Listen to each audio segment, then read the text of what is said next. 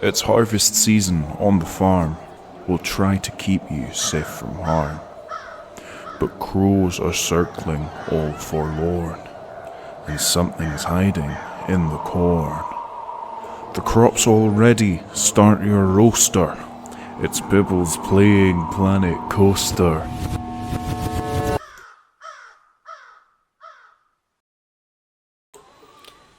Hello, I'm Mr. Pibbles, and welcome back to our Halloween park here in Planet Coaster 2.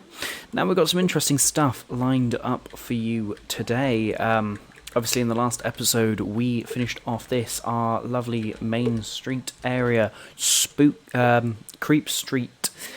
And yes, we got all of that sorted with the gift shop and the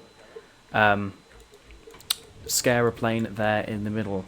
And we've got some exciting stuff for today, but before I explain that, let's turn on the lights quickly. Amazing. So, what we are doing today is we are making a start on our first area, and you can see that I've already put in a little bit of infrastructure down there. But this area is themed to a pumpkin patch and a farm. So, without further ado, let's get straight into the episode. Roll that time lapse. Yes, hello and welcome to today's ever so wonderful time lapse, and I will be your host now. Obviously we are here starting this brand new area in this episode, and that is all good fun. And I'll quickly run you through the plan for today. Today we're building a roller coaster, but first we are sorting this. Now, I'll make no surprise of it. This is this whole kind of park is somewhat inspired by Dark Universe at Universal's Epic Universe over in America, and you know that is the joys. There's bits and pieces here that I'm like, ooh, that could fit right in, and this was one of the bits that I went, I need to try something like that to see if it could work here, and thankfully it does. So what are we building? Well, we are building a windmill, and there's something very special about this windmill, which we will get into as soon as it is built. But I didn't just want to use some generic windmill sails or anything like that. I wanted it to kind of look like a real windmill, so I had my reference images up on my second monitor. I was like, okay, let's have a look at them. Okay, that's how windmill sails look. Because, you know, you don't want it to look too unrealistic or anything like that, and actually I think what we end up with here looks really good. I was a bit throughout the process of building this, but I think when we get to the end of it, it does look good. Getting these pillars in, you know, this is a really, really useful feature of Planet Coaster 2, and playing around with these rotational things, or the custom scenery stuff, is that you can kind of add your different types of symmetry to it, in this case rotational, and it is so useful for just making sure each side is the same. And you can see now we have windmill sails, and if we stick that on an ultra slow, move it up there, it looks like a windmill, if a little tall. So we take that down to there, and that looks a much better height. You know, I wanted each of these lands to kind of feel like their own contained universe outside of everything, so you know, you don't want it to be visible from somewhere like Creep Street. You're there, you look out and you're like, oh, that's the top of a windmill. I didn't want that. I just wanted it to kind of feel alright, and like, I just wanted it to look like you know, you stepped into this entirely new world. Hence why I'm here, now sorting out some stuff. Now, when I said that this was inspired by Dark Universe, I wasn't lying, because we are now putting some fire effects on this windmill, which is quite fun. So the idea was that I wanted this windmill to set itself on fire and burn periodically, which we ultimately set up at some point in this episode, I believe. And it's just really cool when it does get to that point, but you'll have to wait to see what we do with it. But you get to see me mess around with the event sequencer and try to get something that works, and ultimately it just doesn't, for starters. So obviously we come back in and we place everything individually, because where's the fun in not doing it like this? Of course, the reason that we're doing this like this is because, you know, if you place them like just regular, if you place them with the rotational, triggering one will trigger all of them, which you don't necessarily want. So there we go. But yes, putting in these fire effects here and then sequencing them up, all fun stuff. Now, the idea and story behind this whole area is, of course, that it is this farm. And really there are two sides, technically two sides to this farm. You've got this side, which is going to be a wheat field. You've got the other side, which is going to be a cornfield.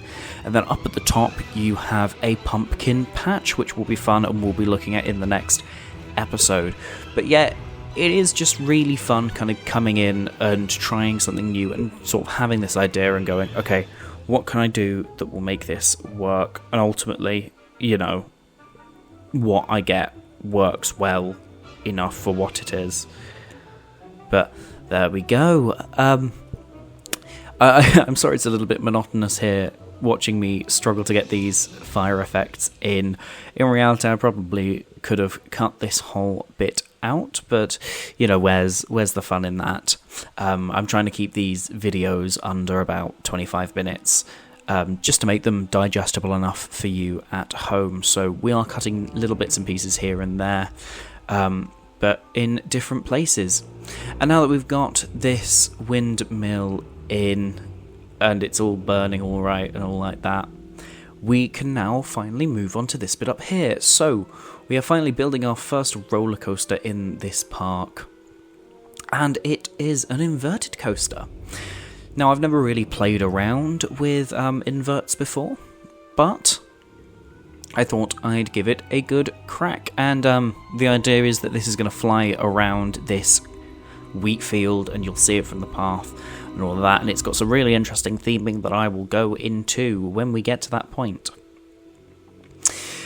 Now, just like in our Challenge Park series, if you remember back when we made our first roller coaster, I did tell you to not get too attached to the layout, and again, I'm going to say that here because, again, building roller coasters is not my forte in this game. I'm trying to get better, hence why I'm making these videos. But yeah, it's one of those things of, you know, you keep on trying to get something that works, and you know, if you never try, you never get where you want to get. But I had this really cool idea for a part of this, that it would fly round the it would fly around this windmill, and again, I really like what it looks like. And I should probably say that I'm trying to make it a little bit of a family coaster. So I'm trying my hardest to kind of make an exciting layout for this invert without, inverting, without going upside down, we'll say. Which I think it was harder than it needed to be, and hence why I'm here struggling, just trying to get anything to work, because it's just not wanting to work. And so I play around here going, could I put an invert in? Would that fit?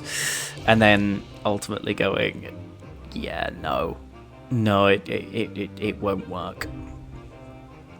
So I know at some point we're going to come in and we're going to completely change this layout. I just don't know when. But I will say that kind of a lot of the changing of this layout comes from the fact that obviously you start it off and you're like, okay,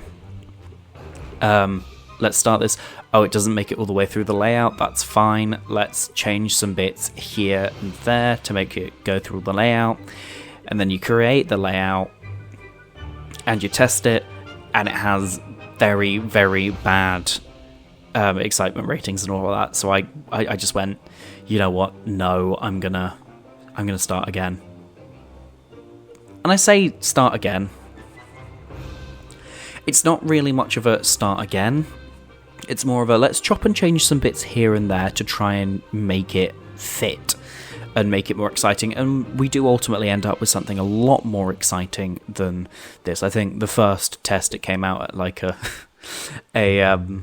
I think it was a 3 excitement, and now we're up to like a 5.5, so I can't complain too much. But one of the big things about this is that I wanted it to almost look like this massive tangling mess of different elements and stuff, and track coming around here. And ultimately, we do end up with that sort of tangled mess here. You can see me going through and kind of going, okay, what can go where? And then ultimately I do end up looking at it and going, okay, it makes it through the layout. Is there enough clearance to make it fit these bits? And that was a big thing with this, is that, again, I did want it to be a little bit of a tangle, but ultimately I wanted it to fit. And in terms of like these inverted coasters, the one that I'm most familiar with is Nemesis, that being now Nemesis Reborn at Alton Towers, which is a cracking ride. I absolutely adore it, and the best thing about it, I just like the way that it works, in that you're suspended there and you're going around this layout, and it's brilliantly themed, and I wanted something similar to that. But there is also another ride that I take a little bit of inspiration from for this, and that is over at Thorpe Park. And there is our cut in the footage, and you can see me here with a brand new layout with this new extra bit at the end. I should probably explain why we've got this section at the end, and it is because I needed a little bit more excitement, so I thought, okay, I'll add a little bit in, and it does have a little bit of an inverted section. That is literally just to make it fit around the other piece of track and make sure that, you're not colliding. And it is here where we come to the theme of this coaster, which is a flock of crows. So you can see me here coming onto the ride vehicles and adding in these these falcon pieces, which came from another roller coaster. I can't remember which one, but you can see me here adding them in at the bottom, and then we'll also add them up the top, so that when you're stood at the path and you're watching this go around, you just see the crows flying around, which was an idea that I had. I'm like, I really like that. I want to see if that can work. And we're just sticking some wings in here when I was just about to tell you about the other influence for this, which I was about to do, and I will do now, because it is the Swarm at Thorpe Park, which, again, I know has a somewhat similar theme to this, but instead of crows, it's aliens and stuff like that, I believe. But yes, you can see me here kind of coming in and giving a little bit of a test, just to, again, check the clearance on bits and pieces here and there. I suppose this gives you a little bit of a look at the layout we've got here.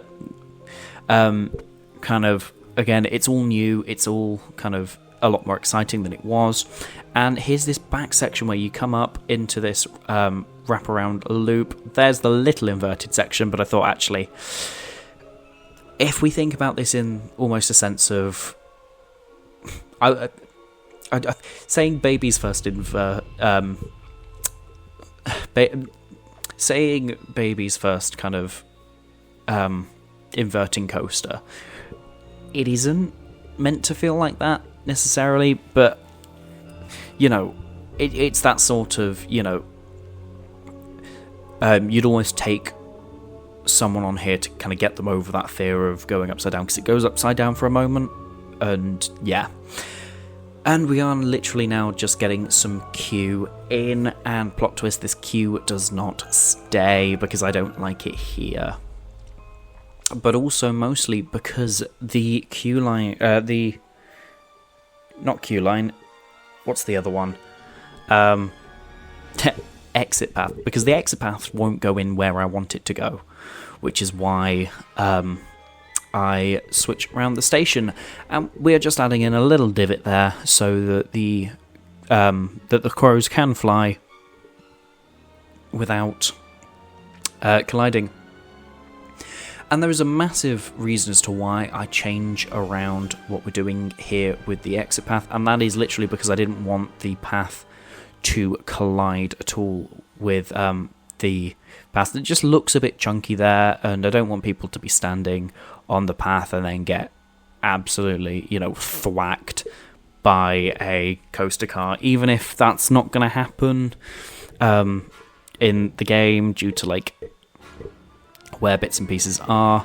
I still don't want it to happen, So instead we put the entrance on the other side so we can adequately come in and sort of dip under the coaster, and I think what I end up with for the queue I really, really like. Now, I didn't really have much of an idea on where I was going in terms of the queue and all of that, in terms of theming it up and the station building and what have you. The idea was basically just it's a farm. This is some sort of farm building, and I just left it at that and went, okay, that's generic enough to work. So you can see me here going, okay, is there enough clearance? Yes. Is there enough clearance? Yes. And actually, if you're in the queue, it'll give you some really good views of the coaster, which I am always a fan of. And now getting in this exit path down here, I think that just worked a lot better than it did with the queue line.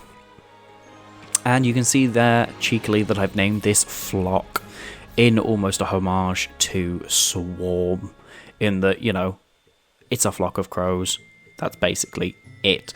Now, I don't know why we flew over there, but here we are trying to get a station building, and so I initially play around with this barn and go, actually, no, that won't work. Let's instead put a barn in the layout and then try to find somewhere.